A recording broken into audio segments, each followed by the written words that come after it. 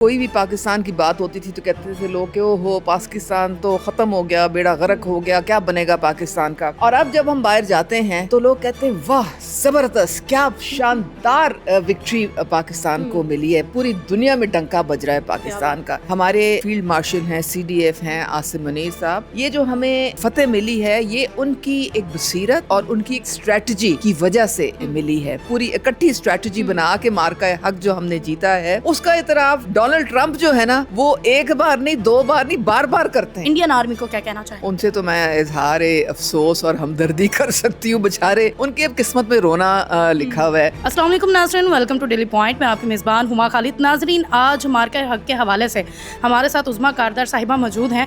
Miss से जानते हैं, बात करते हैं इस दिन की अहमियत के बारे में और याद करते हैं उन गुजरे हुए लम्हों को जो आज भी दुश्मन जब याद करता है तो उसके रोंगटे खड़े हो जाते हैं। जी अस्सलाम वालेकुम। जी वालेकुम अस्सलाम हुमा। मिस कैसी हैं आप? अल्हम्दुलिल्लाह। मुझे बताइएगा कि आज के दिन के हवाले से आप क्या पैगाम देना चाहती हैं? देखें, आज का दिन खुशियों का दिन है और पाकिस्तान ने बड़ी मुश्किलात का सामना किया है। मैं जब भी ट्रैवल करती थी, बाहर जाती थी ना, तो कोई भी पाकिस्तान की बात होती थी तो कहते थे लोग कि ओहो पाकिस्तान तो ख़त्म हो गया, बेड़ा गर्क हो गया, क्या बनेगा पाकिस्तान का। और अब जब हम बाहर जाते हैं तो लोग कहते हैं वाह ज़बरदस्त, क्या शानदार विक्ट्री पाकिस्तान को मिली है, पूरी दुनिया में डंका बज रहा है पाकिस्तान का। तो ये एक इतनी बड़ी जो तब्दीली है, हम जितना भी अल्लाह का शुक्र अदा करें वो कम है। और इसमें हमारा जो इदारों का जो रोल है वो कलीदी रोल है। हमारे जो फील्ड मार्शल हैं, CDF हैं आसिम मुनीर साहब, ये जो हमें जो फतेह मिली है ये उनकी एक बसीरत और उनकी एक स्ट्रेटजी की वजह से मिली है।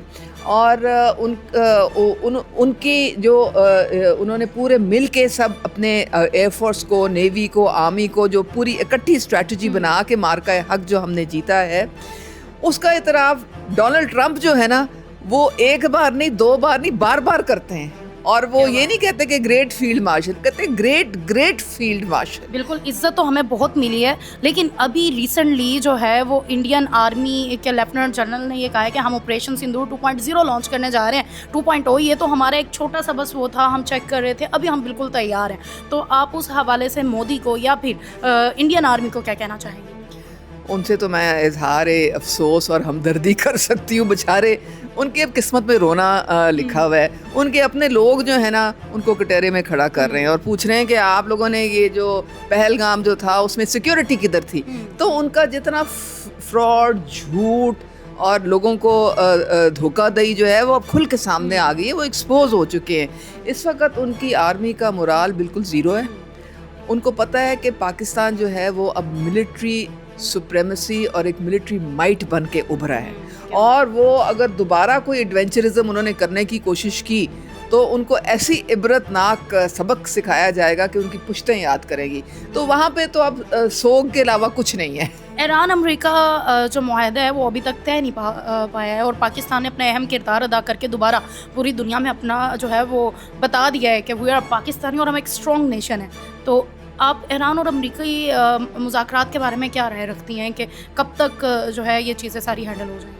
देखें, मार्का हक के बाद हमने मार्का अमन भी जीत लिया है और ये मार्का अमन हमने मार्का हक की वजह से जीता है। ठीक है, ये आप ज़हन में रखें।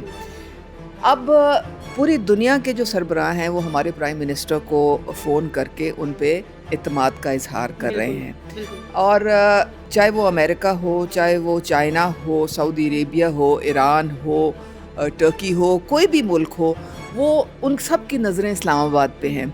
क्योंकि ये जो एक पीस टॉक्स और ये सालिसी का जो रोल है ये पाकिस्तान ने अदा किया है। मेरे तो ख्याल में कि जो UN का जो रोल था जो उनको अदा करना चाहिए था उनसे नहीं हुआ, वो पाकिस्तान ने किया है और ये बहुत बड़ा एजाज़ है। और आगे भी जो टॉक्स होंगी और इसमें हमारे जो इसहाक डार साहब हैं वो उनका भी बड़ा ज़बरदस्त रोल है, उन्होंने भी दिन रात एक किया है। आगे भी जो पीस टॉक्स होंगी वो पाकिस्तान के थ्रू ही होंगी इंशाल्लाह ताला। और पाकिस्तान की काविशों की वजह से पूरी दुनिया एक बहुत बड़ी तबाही से बच गई।